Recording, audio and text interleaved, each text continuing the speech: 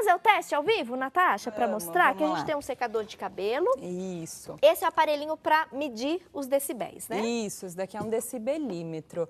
É um equipamento técnico, mas se a pessoa tiver qualquer curiosidade, eu quero saber se o lugar que eu trabalho é de frente para uma avenida super movimentada, tem algum tipo de ruído que possa me prejudicar. Hoje em dia tem aplicativos que desempenham a mesma função, né? Aplicativo de celular? Pode baixar nas lojinhas de aplicativo, de acordo com o sistema que a pessoa utiliza, medidor de ruído, decibelímetro, qualquer coisa com essa nomenclatura, o celular vai manter de uma maneira bastante precisa também, né? Esse daqui ele já está medindo, ó. A gente está falando um pouquinho mais alto aqui, em torno de 78 decibéis está a nossa conversa hoje. Já está pegando a conversa. Isso. E a gente poderia ligar o secador, que é um equipamento de uso de bastante gente em casa mesmo, para ver a intensidade que ele atinge. Vamos lá. Não ligou. Dá uma olhadinha. Normalmente ele chega até 85, 90. Daí lá na tabelinha a gente corrigir o consegue programa olhar. ao vivo. Corrigir o problema ao vivo. Wilson, pode entrar, Wilson. Não conseguimos testar antes de entrar no ar, a gente testa ao vivo. Bora lá. Não vai explodir aí, hein, Wilson, pelo amor de Deus. Pode ir, Wilson? Vamos ver. Não deu certo, Wilson. Tem uma desse lado. Quer tentar nessa, Will? Peraí.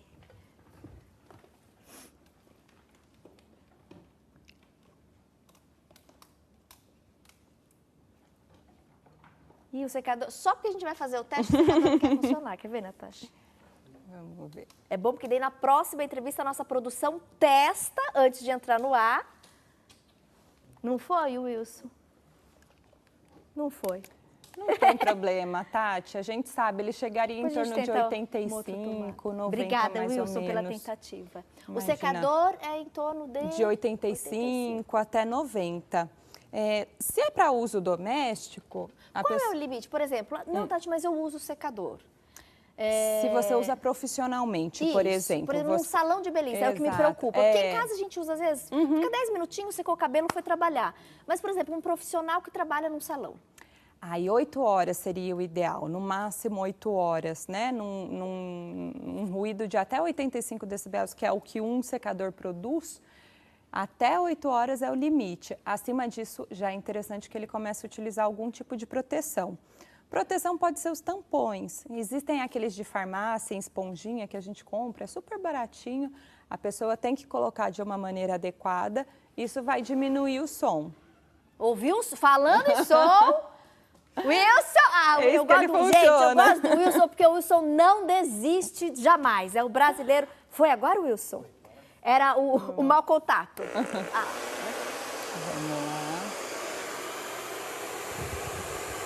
Aqui. Esse daqui tá tranquilo, ó. 78, 79.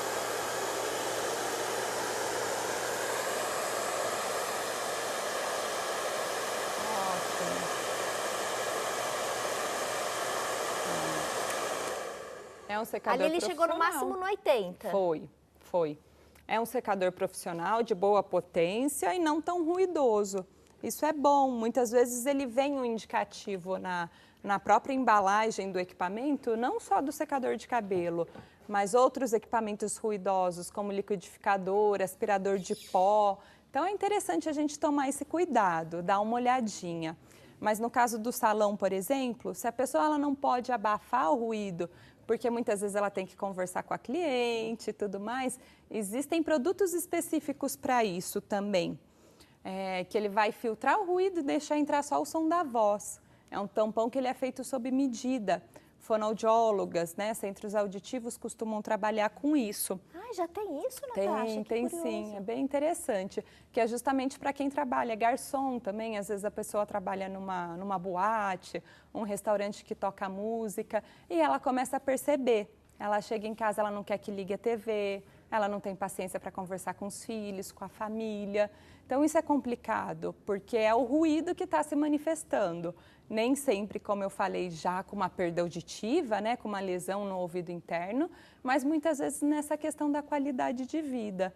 Então, se ela puder fazer pequenas pausas, sair desse ambiente mais barulhento, isso é interessante, né? Porque senão o ouvido também se acostuma. Não ficar muitas horas seguidas, né? Isso é essencial. E nos momentos de descanso, preferir o silêncio. Porque às vezes a hora que a gente pode sair do ruído ocupacional do trabalho, a gente vai para outro lugar mais barulhento ainda. Você sabe que chegaram algumas participações pelas redes sociais e recentemente a gente também recebeu uma fono, uma colega sua no programa, e ela fez alertas importantes sobre a questão do fone de ouvido. E eu queria aproveitar para a gente encerrar nossa entrevista para que você também fizesse esses alertas, porque hoje é muito comum, né? A pessoa vai fazer uma atividade física, põe o fone e o som. Ela, às vezes, dependendo do próprio trabalho, usa o foninho. Vai fazer uma corrida ou em casa, as mães falam muito dos filhos adolescentes, está sempre lá com o celular e com o foninho de ouvido e o som ligado. E às vezes é um aparelhinho que parece tão inofensivo e existem estatísticas muito preocupantes em relação, gente, ao fone de ouvido que a gente está acostumada a sempre ouvir as músicas com problemas de audição. É muito sério, né? Sim, isso é preocupante e tem feito a perda auditiva aparecer no meio dos jovens, né? Antigamente que era coisa mais só de idoso, hoje em dia tem sido coisas que acometem uma faixa etária mais baixa, né? O que é importante a gente pensar quando fala a respeito do fone? O uso tem que ser moderado, com bom senso. Então, uma dica legal é, quando você está com fone, a pessoa que está do seu lado não pode ouvir o que você está ouvindo. Então, se eu estou com fone, quem está aqui consegue perceber a música que eu estou escutando, é porque ela já está muito alta, né? Os equipamentos, muitas vezes, ele vem com um avisinho, chegou em determinado som, vai parar de aumentar, porque é uma segurança do celular, muitas vezes. Mas o que é o mais perigoso?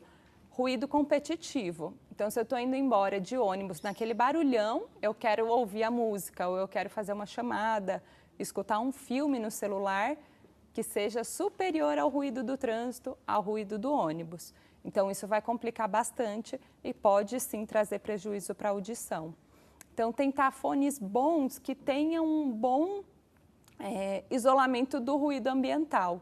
Isso é bastante importante também. A partir do momento que eu não ouço mais o ruído que está à minha volta, eu consigo ouvir bem e num volume mais baixo, não prejudicial, o som do celular, o som do fone.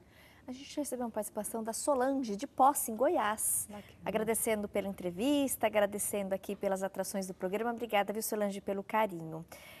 Tati, aproximadamente há 10 anos, perdi 80% da audição do ouvido direito. Passei por vários médicos e a explicação foi surdez súbita.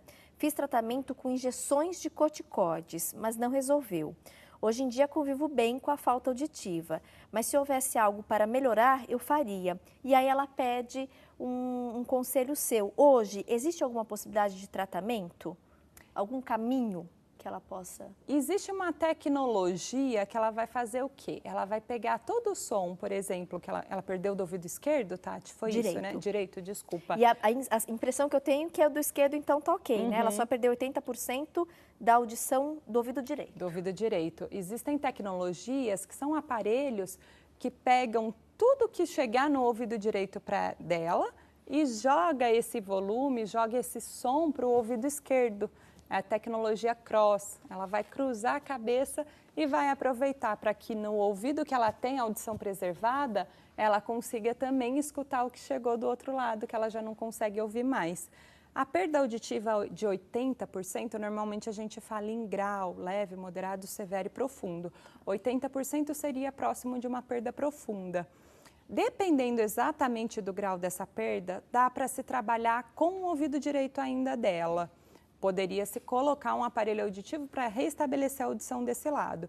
Se isso já foi tentado ou se com uma avaliação clínica não for possível, aí tem a tecnologia cross. Ela vai ouvir do lado preservado aquilo que chega do lado direito. Então, quando estiver dirigindo ou numa conversa em família, numa mesa, num restaurante, a audição unilateral ela fica muito prejudicada. Isso ajuda bastante. Perfeito. Para a gente finalizar, alguma última informação importante que a gente não tenha falado, mas que você acha oportuno para a gente levar para os nossos telespectadores? Tomar cuidado bastante com a audição, com as exposições a ruído. A poluição sonora ela é cada dia mais comum e a gente não se atenta a isso. Então, fazer pelo menos uma vez na vida a audiometria e depois de uma certa idade com uma frequência maior. Procurar a fonoaudióloga e o otorrino, que são os profissionais da audição que vão conseguir cuidar disso. Obrigada, viu, Natasha? Eu que agradeço. Pela gentileza da sua presença. Que bom que a gente conseguiu mostrar também, né, o som do secador com o aparelho e que, de fato, fique esse alerta para a gente tomar cuidado, porque a gente acaba exagerando, né? No volume do som do carro, na festa fica muito próximo à caixa de som, o fone de ouvido sempre na orelha e sempre o volume máximo, que as mães possam ficar em cima do adolescente, mesmo que ele resista, que seja teimoso, mãe, não vou tirar o fone. Não desista, viu, mamãe? É importante porque a gente tem aí números assustadores, trazendo cada vez mais a incidência de problemas auditivos e muitos desses problemas a gente consegue fazer essa prevenção, né? Cuidando. Sim, tudo que a gente começa a tratar logo que se descobre, né? Logo no começo, o resultado sempre vai ser muito melhor. Obrigada, viu, Eu que Natasha? agradeço. Foi um prazer conhecê-la. Bom restinho de semana. Obrigada, igualmente.